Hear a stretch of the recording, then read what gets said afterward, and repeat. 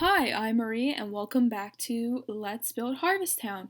And today we are building our first residential lot in the Curb, which is which is my middle class-ish neighborhood in Harvestowne.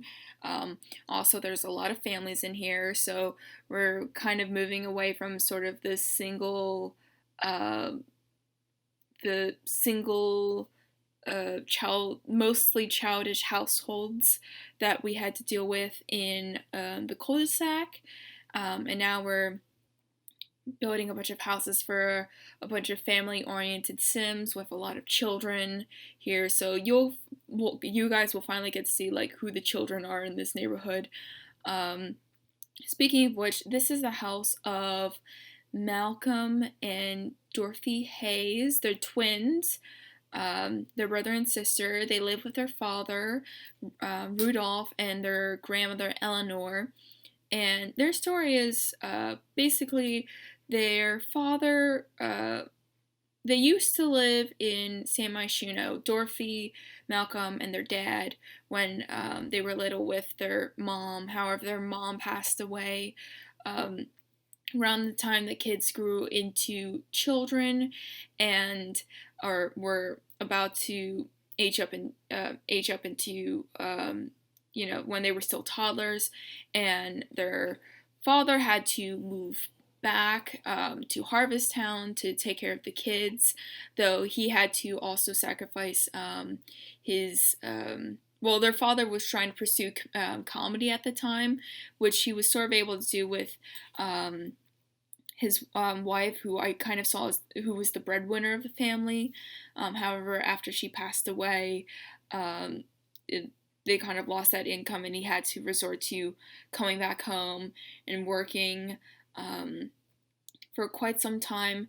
However, their father did recently get a big break and was able to book a steady career in the comedian career.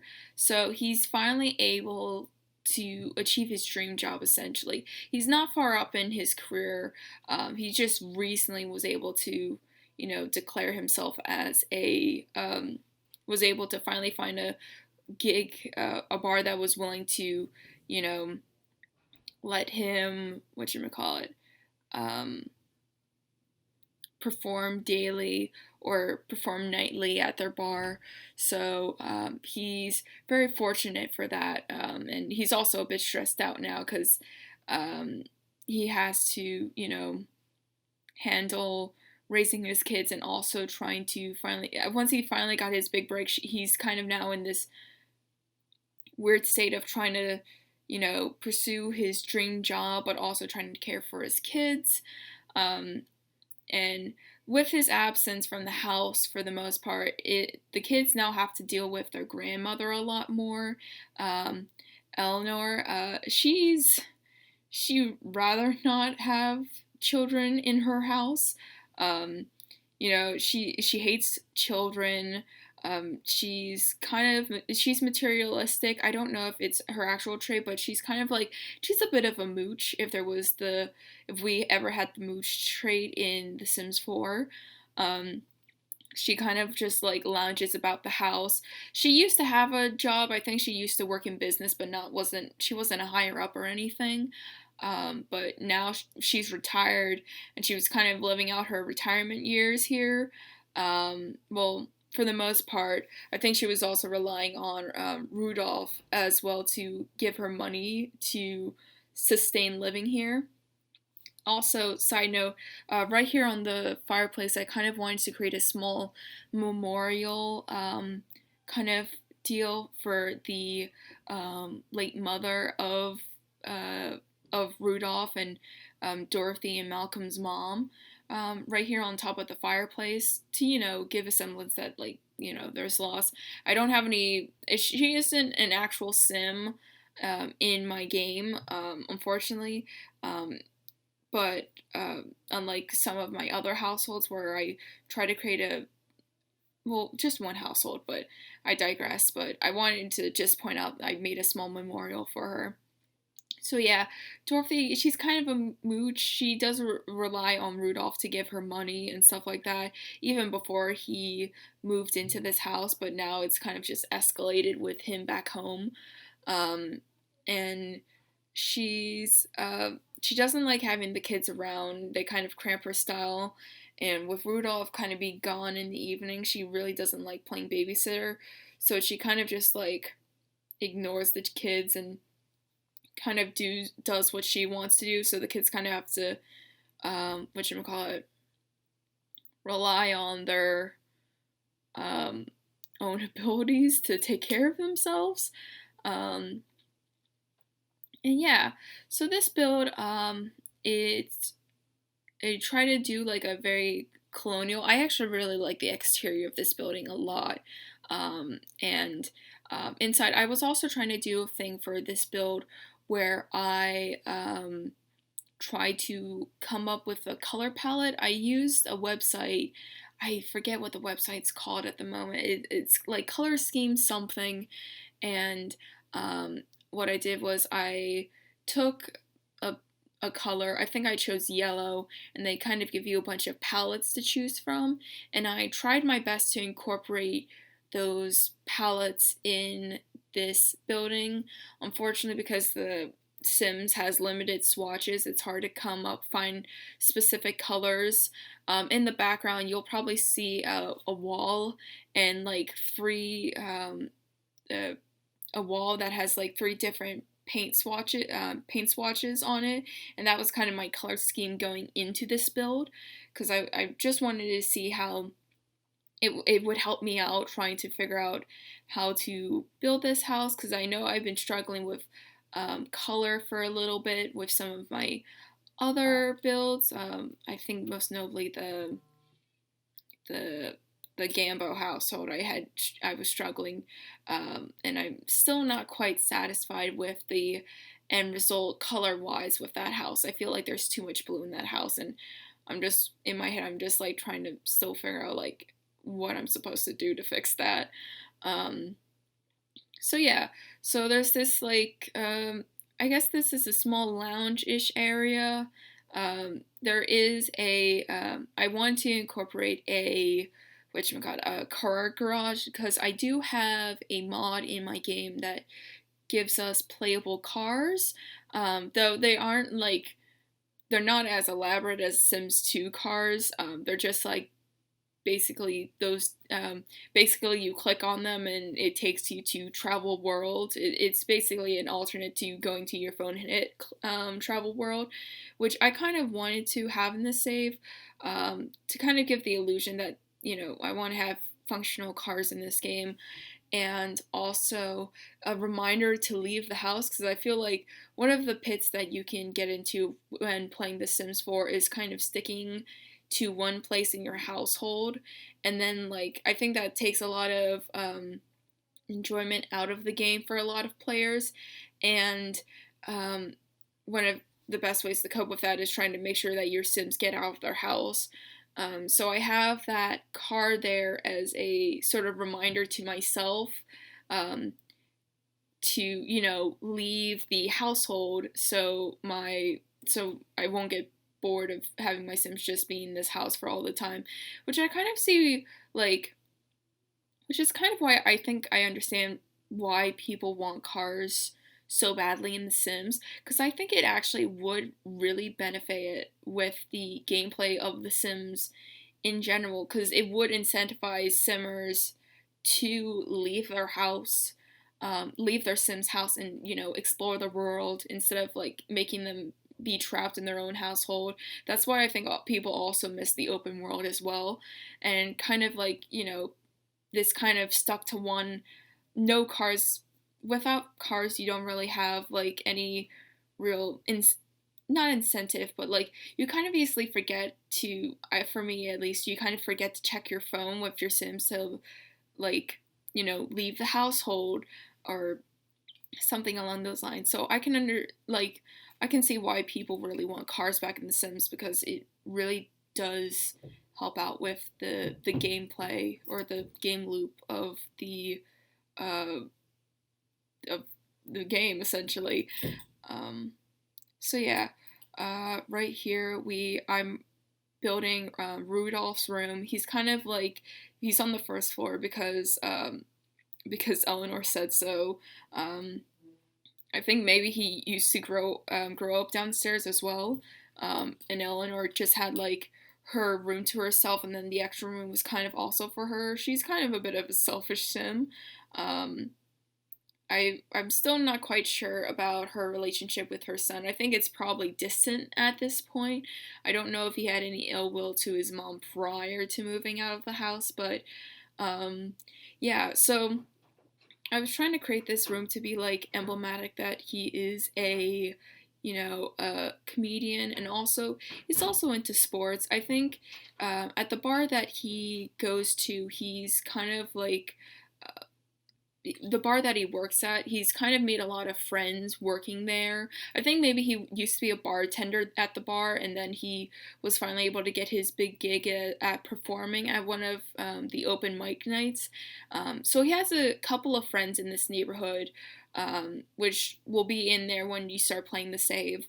Um, but he's into sports, he's into drinking, kind of giving off that bro vibe, but also giving some inclinations of his love for his family as well, because he keeps up pictures of um, kids kids works of art as well. And he loves his kids a lot, though he isn't there a lot for them because of work, and he wants to support them, so he's kind of like at a crossroads when it comes between his dream job and also his responsibility as a parent. So that's his predicament. And right here, you see me trying to create this garage moment in the back. I think Rudolph also takes care of most of the repairs in the household as well. I think Eleanor has kind of always made him do the repairs around the house. So he kind of has that workbench to, take care of, if there's a specific thing broken and he has to create like something wood related is broken, he has to take it to the bench and fix it. Though that isn't really what you do with the wood bench or the woodworking bench, but he also is a little bit creative as well. So I think he might also use that to woodwork as well. So we're upstairs now, and I'm doing the bathroom area of this house. This house turned out pretty okay. I was concerned because at some point I did have issues trying to uphold that color scheme that I was talking about earlier, especially upstairs, because with my lighting it was kind of a nightmare to whatchamacallit. It was kind of a nightmare because the lighting made the yellow just like really sickling looking. It wasn't looking good. I realize now that I probably should have like adjusted the lighting, but I didn't do that when I was building this house. Um, so yeah, the yellow, I had to really work with the lighting here because it made everything a little bit too bright, and the yellow a little bit like too strong, essentially. So I had to be wary of that while um, building this save or building this house. And right here, we're moving into the rooms of Dorothy and Malcolm. This is their bedroom. And um, for Malcolm, how I would describe Malcolm is kind of there's kids who want to see the world be set afire, and that's Malcolm. Malcolm is kind of that weird kid who like he does a lot of pranks, and he also like does a lot of weird experiments. He's very messy and just chaotic in general. So a lot of people kind of stay away from Malcolm because of just like how uh, creepy he can be at times, or insidious, rather. And so I try to make his room reflect this mischievous and kind of just like crazy kid attitude. And meanwhile, his sister Dorothy is like complete opposite. She's like she's a pretty princess almost. She's a good mannered kid. She's very smart. Um, very well. She's also very creative as well. She loves drawing and stuff like that, and acting as well. Unfortunately, I don't have get famous, so I can't put her in like the drama club. Unfortunately, um, right here I put baby doll heads all over the place, kind of like Malcolm, sort of like Sid from Toy Story, like very um, creepy and yeah. Um, So then we have Dorothy's side of the room, and I try to make it very cutesy and very, very cute and whatnot, and put a lot of posters and stuff like that. I try to make the posters kind of reflect what Dorothy would like, because she likes she likes music, she likes theater a lot. I also put down like a makeup, not makeup, but like the hair dryer thing, kind of like she styles her hair a lot to fit characters and whatnot. Because Dorothy, she likes to dress up a lot all the time. She also loves to reenact things, which we'll see upstairs in the attic, which which I had a lot of fun doing.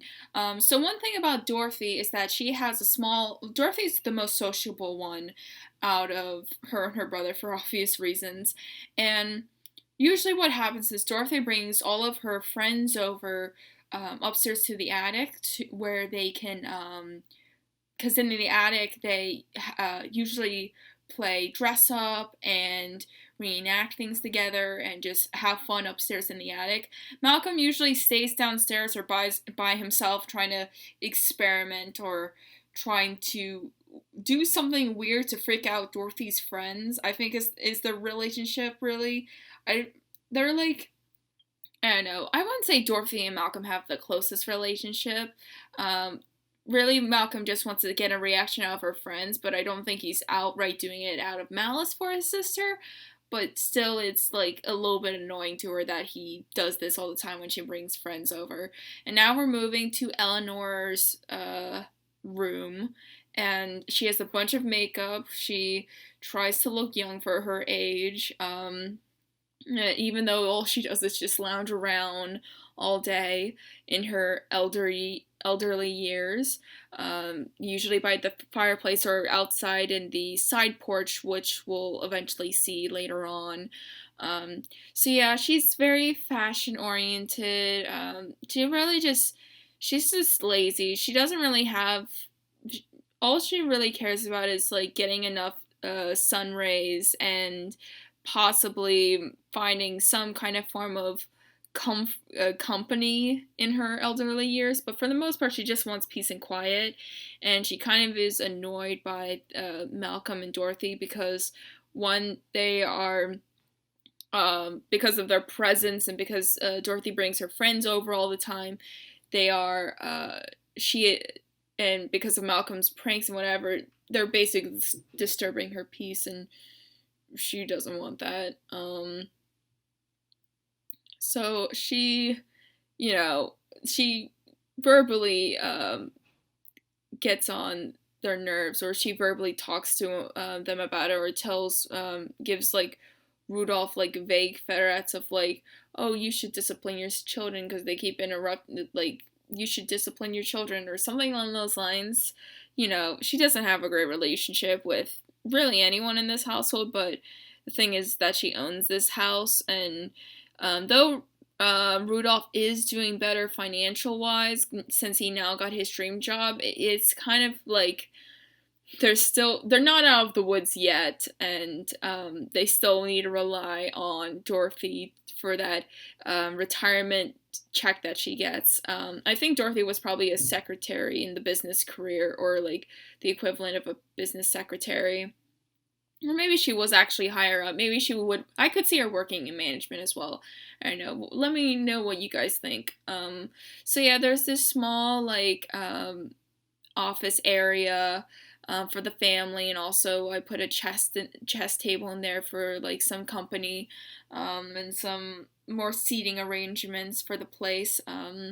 So we have that. And yeah, you can kind of see me start having that lighting issue now. Now, I did for this one wall, I did leave it pretty blank. That's because I actually plan to put a bunch of photos on that wall of the family to kind of make it more homey that way. However, I can't upload builds that have photos on them without them being considered CC, which ended up happening with the Gambo household build and also the gardening couple build. Those ones, because they had photos in them, I couldn't put them on the gallery without them being considered CC. So unfortunately, like, you can probably still download those houses, you just won't have the photos. Um, and this build will come with that blank wall. And now here is the small porch area, and I put a pool table, though I did have difficulty trying to figure out where I was supposed to position it.